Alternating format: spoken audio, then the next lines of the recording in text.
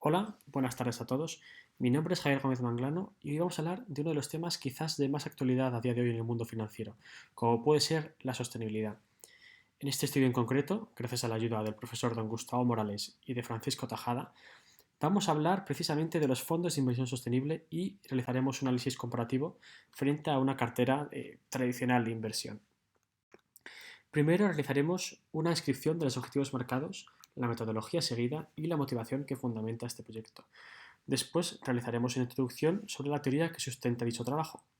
En tercer lugar, se realizará una exposición del análisis realizado y los resultados obtenidos en el desarrollo del proyecto. Por último, se analizarán los resultados obtenidos y veremos si se han cumplido los objetivos fijados. Comenzando por la introducción, podríamos decir que el objetivo principal de este proyecto consiste en ofrecer al lector un análisis minucioso de la sostenibilidad en el sistema financiero, enfocándose principalmente en fondos de inversión, y se buscará ratificar, o por el contrario rechazar, la hipótesis de partida. La sostenibilidad, entendida como un medio y no como un fin en sí misma, ofrece rentabilidades superiores a las estrategias tradicionales. Como punto de partida de este estudio, se ha tenido el libro de Invirtiendo a largo plazo, mi experiencia como inversor, de Francisco García Paramés. En cuanto a la metodología seguida, podemos diferenciar dos vertientes, la parte teórica y la parte práctica. En cuanto a la fundamentación teórica, primero se analizará en un análisis deductivo la inversión sostenible, después la inversión ESG, dentro de esta última se hablará de los frameworks de reporting ESG y por último de los ratings de calificación. Por otro lado, en cuanto a la aplicación práctica en la comparativa de las carteras de inversión, se utilizarán herramientas de Morningstar, del Dow Jones, de Indexa Capital y del Standard Poor's Dow Jones Indices. Me parece importante destacar otras herramientas de aprendizaje que pueden ayudar al lector y al oyente a profundizar más en estos temas, como pueden ser los libros Haz crecer tu dinero, de Daniel Lacalle, el citado Invertir a largo plazo, de García Paramés, y los podcasts de Sustainalytics en torno a la sostenibilidad en el mundo financiero. Fundamentos teóricos. Empezamos por la inversión sostenible. Podríamos decir que este estudio comienza con una introducción exhaustiva de los antecedentes de la inversión sostenible. En ella se pone de manifiesto que, pese a ser una cuestión de plena actualidad, no hay nada más lejos de la realidad. Los orígenes de la sostenibilidad se remontan muy atrás en la historia: cristianos, musulmanes, judíos. La religión se ha probado como una de las fuentes de origen de lo que hoy conoceríamos como sostenibilidad. Y es que no se puede perder de vista que, al fin y al cabo, esta no deja de ser una corriente de pensamiento, la cual censura o aplaude determinados comportamientos en función de unos estándares o ideales. Este descubrimiento, pese a prematuro, se ha demostrado a la larga como una de las conclusiones más importantes a destacar de este estudio. La sostenibilidad es parte de una filosofía dinámica, en constante evolución y movimiento, la cual se adapta en función de las necesidades y estándares sociales del momento. Prueba de ello han sido las tendencias actuales, derivadas de la invasión de Ucrania, el COVID-19 y la estanflación, entre otros, de disociar paulatinamente la E de la S de la G, del acrónimo ESG, al demostrarse que no existen verdades empíricas en el mercado y que no se puede rechazar taxativamente una industria meramente por su sector, sino se ha de analizar globalmente en su conjunto y actuar desde la lógica y el sentido común.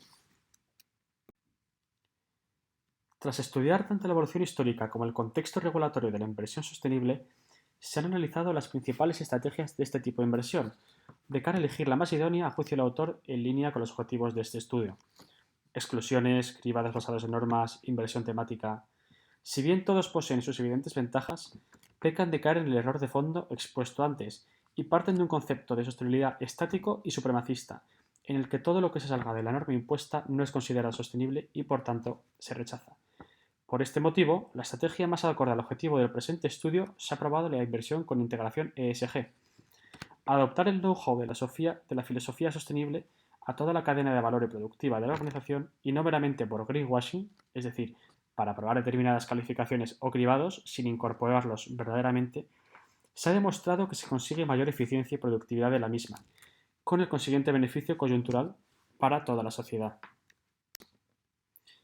En búsqueda de este fin, de conseguir analizar empresas en su conjunto para valorar fidedignamente su aportación sostenible, se ha puesto el foco en el ecosistema ESG, el cual, pese a comenzar a flaquear para adaptarse a las sucesivas crisis que se enfrenta al mercado y venideras, diseccionado minuciosamente y estudiado en profundidad, aporta muchas de las claves vertidas en este estudio. Podemos ver en qué fundamentos se basa la inversión ESG. Viso largoplacista, que la gestora tenga amplia y reputada experiencia en la materia, que sea íntegra, transparente, responsable e implicada, y que el destino de la inversión tenga verdadero impacto positivo en la sociedad. Una de las claves de la inversión ESG, requisito sine qua non para la posterior comparativa de carteras de inversión, es el detalle pormenorizado de los diferentes frameworks existentes para el reporting ESG. De este se ha extraído que no solo es importante el potencial de impacto a la hora de evaluar un potencial riesgo, sino que las expectativas de las partes interesadas, también conocidas como stakeholders, la geografía, las preferencias del sector y la cobertura ofrecida por el marco son claves a la hora de evaluación de las organizaciones. No podemos olvidar que al final el framework de reporting se encarga de plasmar de manera tangible los riesgos y oportunidades ESG en términos financieros. Esto ratifica la premisa expuesta al principio, que la sostenibilidad va mucho más allá de unos estados financieros y los intangibles cobran especial valor a la hora de estudiar la implementación real y actuación sostenible de las mismas. Siguiendo esta línea y como base para la posterior aplicación práctica del estudio, que es comparar el desempeño de una cartera tradicional frente a otra sostenible, se han analizado las metodologías más importantes de ratings de empresas, el Dow Jones Sustainability Index, y de fondos de inversión, Rating Morningstar, que veremos más adelante, sirviendo el primero como hipónimo del segundo y por tanto necesario. En cuanto al Dow Jones, sabemos que es la referencia objetiva en materia de catalogación de empresas favorablemente sostenible. Se trata de un conjunto de índices con enfoque best in class, filtro en materia de ESG y están clasificados según capitalización bursátil ajustada y ponderada. Por otro lado, el rating Morningstar se encarga de los fondos y su cálculo se basa en identificar los riesgos, realizar una puntuación de sostenibilidad corporativa y soberana, posteriormente realizar una puntuación histórica de sostenibilidad y por último combinar el rating corporativo y el rating soberano. En ambos se ha llegado a la misma conclusión. A día de hoy se ha avanzado exponencialmente en valoración sostenible y es prácticamente imposible defraudar a la sociedad si se pasa el riguroso filtro de selección aplicado en cada rating, con lo que el greenwashing ha dejado de ser el principal enemigo de la sostenibilidad. Análisis de las carteras de inversión. Entrando en el citado análisis comparativo, se han establecido primero los criterios de selección de ambas carteras, destacando en la cartera tradicional el tipo de gestión, la diversificación, la rentabilidad y el asset allocation, y en la cartera sostenible los Morningstar Sustainability Ratings y el Morningstar Rating, los cuales incluyen implícitamente los criterios de la cartera tradicional pero con un marcado componente sostenible. En esta fase, se ha enfrentado al problema de realizar una comparación lo más imparcial y equivalente posible, ya que muchas categorías de fondos de renta fija no se podían equiparar por carecer de la información necesaria. Sin embargo, gracias a la herramienta de asignación de activos de Indexa Capital, la aplicación de análisis de carteras de Morningstar y el posterior rebalanceo y ponderación de las mismas mediante Excel, se ha conseguido minimizar este efecto y conseguir llevar a cabo una comparación con un elevado nivel de confianza. Aquí se puede ver un desglose de ambas carteras. Por un lado la cartera sostenible y por otro lado la cartera tradicional. Ambas vemos que coinciden la asignación de activos o asset allocation, es decir, se tienen fondos de inversión de la misma categoría, es decir, renta variable Estados Unidos, capitalización grande, o renta variable europea, o renta fija global, si bien, como hemos dicho antes, hay algunas diferencias en alguna asignación de activos que no se ha podido clasificar de manera completamente análoga. En cuanto al benchmark y los datos utilizados, hay que destacar que este estudio se ha realizado entre los años 2012 y 2022. Se ha estudiado, por un lado, los parámetros generales como la rentabilidad y la volatilidad. Por otro, métricas de regresión como el alfa, la beta, el R cuadrado, el tracking error o las caídas máximas. Y por último, ratios específicos de fondos de inversión. Esto es el ratio de Sharpe, el ratio de información, el ratio de Trainor y el ratio de Kalmark. Para el benchmark, como hemos visto antes, se compone en un 61% del MSCI World y en un 39% del FTSE-MTS Eurozone Government Broad 3 a 5 años, lo que correspondería a la renta fija. Parámetros importantes del estudio serían igualmente la rentabilidad libre de riesgo, que en el momento del estudio se situaba en un 0,92%, la tasa mínima aceptable de rendimiento general, que es el 5%, y la actual, en ese momento muy influida por la inflación, que alcanzaba cotas del 13%. Aquí podemos ver un desglose rápido de rentabilidad para ver cómo se ha realizado el estudio. Podemos observar que se han calculado rentabilidades a 1 año, a 3 años, a 5 años y a 10 años. Para analizar los resultados con claridad, me gustaría primero definir algunos de los conceptos clave para que el oyente entienda de qué estamos hablando.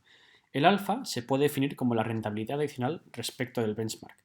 La beta como el riesgo, es decir, la volatilidad respecto al mercado, y lo que se busca que sea menor. El ratio Sharpe mide el exceso de rentabilidad por unidad de riesgo. En cambio, el ratio Trainor mide el rendimiento ajustado al riesgo, donde a mayores valores, mayores rendimientos con riesgos aceptables. Por último, otro de los ratios que me gustaría clarificar es el ratio de Kalmar, que mide el rendimiento en base al riesgo asumido durante el periodo analizado.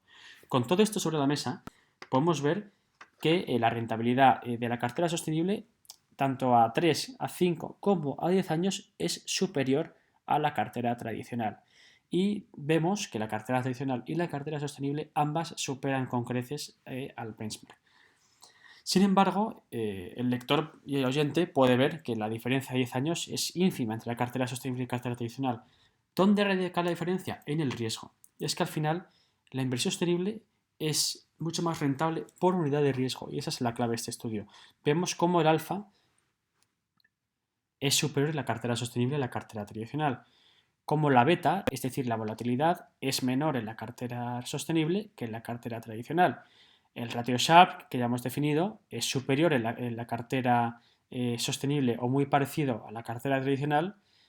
El ratio Trainor, por otro lado, también es 2 puntos porcentuales superior en la cartera sostenible frente a la cartera tradicional.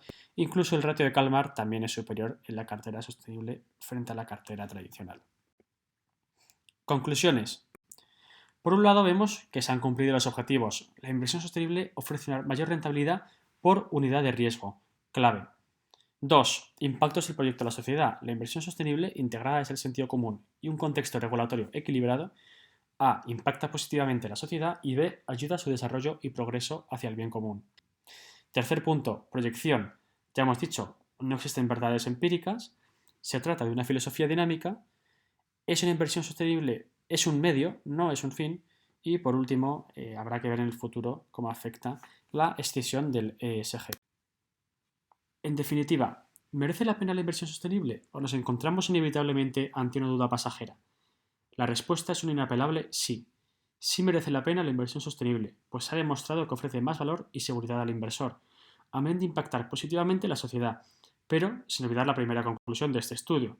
En el equilibrio está la virtud, y la sostenibilidad, como cualquier corriente de pensamiento, no es una verdad empírica en sí misma, sino que ha de adaptarse a las circunstancias y al contexto evolutivo en el que se presente. Hasta aquí el estudio de hoy, muchas gracias a todos y espero verles pronto.